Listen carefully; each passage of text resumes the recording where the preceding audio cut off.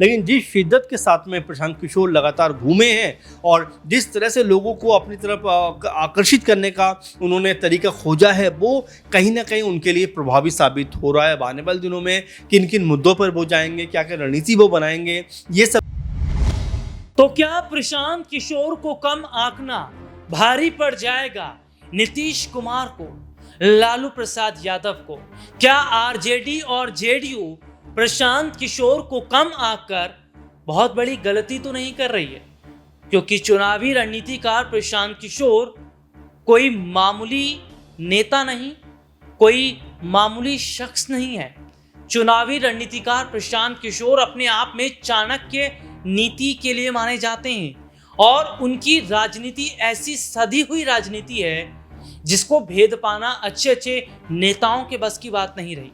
और सबसे बड़ी बात यह है कि प्रशांत किशोर ने कई बड़े चेहरों के साथ मिलकर काम किया। उन्होंने तो प्रधानमंत्री नरेंद्र मोदी के साथ काम किया, उन्होंने दिल्ली के मुख्यमंत्री अरविंद केजरीवाल के साथ काम किया, उन्होंने काम किया पश्चिम बंगाल की मुख्यमंत्री ममता बनर्जी के साथ, उन्होंने काम किया बिहार के मुख्यमंत्री नीतीश कुमार के साथ। उनकी कंपनी आईपैक जो हमेशा से उस पार्टी के लिए प्रचार प्रसार करती रही जिसके साथ प्रशांत किशोर जुड़े रहे, और इन्हीं प्रशांत किशोर को कम आंका जा रहा है।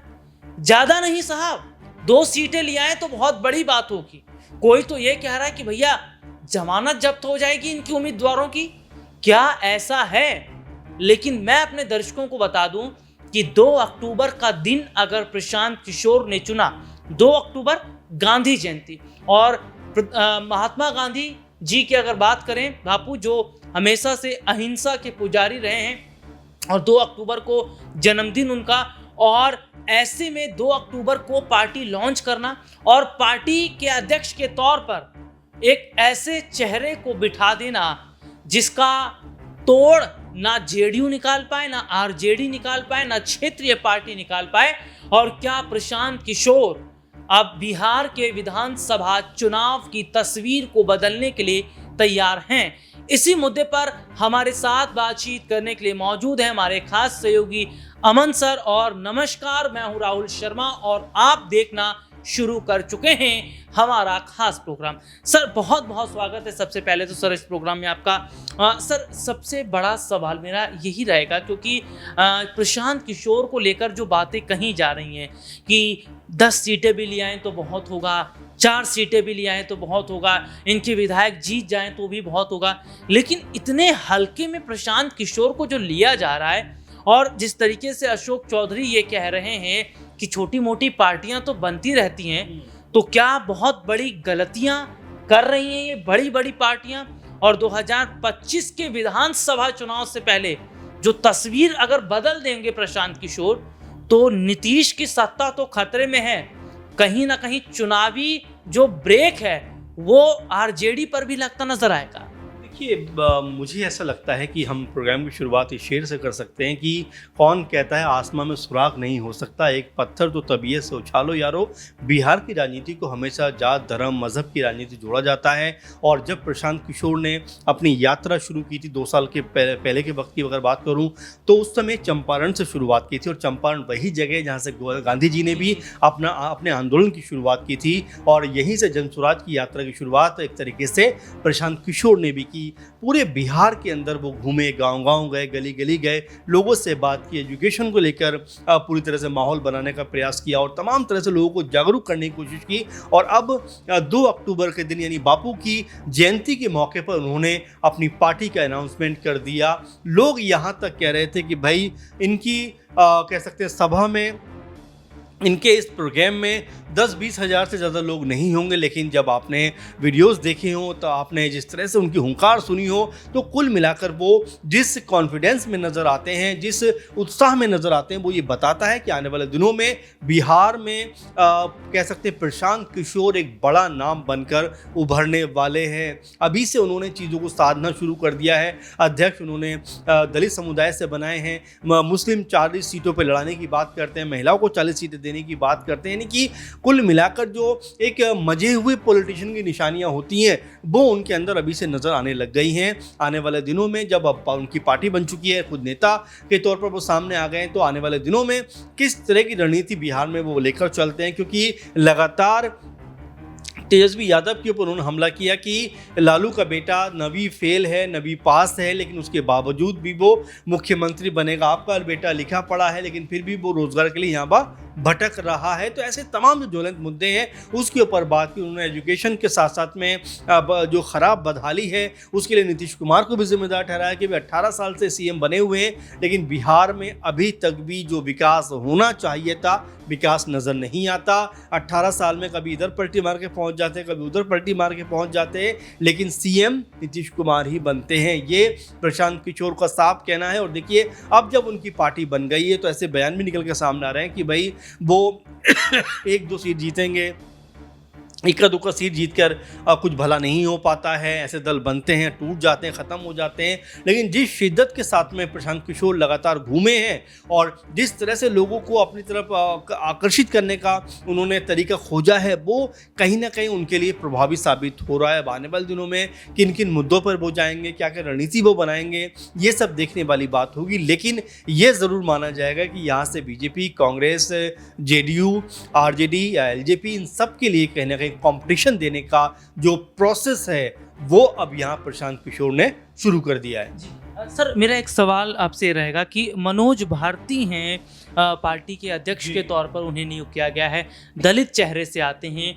और बिहार में अगर हम देखते हैं कि एक बहुत बड़ा चेहरा खुद चिराग पासवान है दलितों के, चाचा पशुपति पारस जो हैं वो दलितों के एक बड़े चेहरे हैं और दलितों का जो वोट बैंक है अभी तक मिला जुला देखा जा रहा है। कभी जेडीयू को भी कुछ पड़ता है, कुछ आरजेडी को पड़ता है, कुछ एलजेपी को पड़ रहा है, कुछ अगर बात करें तो पशुपति पारस की तरफ पड़ रहा है। लेकिन इन्होंने, और सबसे बड़ी बात है जो मनोज भारती हैं ये बहुत एजुकेटेड शख्स हैं और ये जो है प्रशासनिक सेवा में भी रह चुके हैं और जिस तरीके से अपनी पार्टी में पढ़े लिखे लोगों को रख रहे हैं और बहुत सोच समझकर राजनीति कर रहे हैं, तो क्या माना जाए कि दलित वोट बैंक हो, मुसलमान वोट बैंक हो? क्योंकि मैं अभी एक जो खबर सर मैंने भी की उसमें ये देखा जा रहा था कि आरजेडी और जेडीयू के जो कोर वोट बैंक है उस पर उनकी नज़र है और उनका जो वोट बैंक है वो ओबीसी तबके से आता है, मुसलमान तबके से आता है, छोटी जातियों से आता है।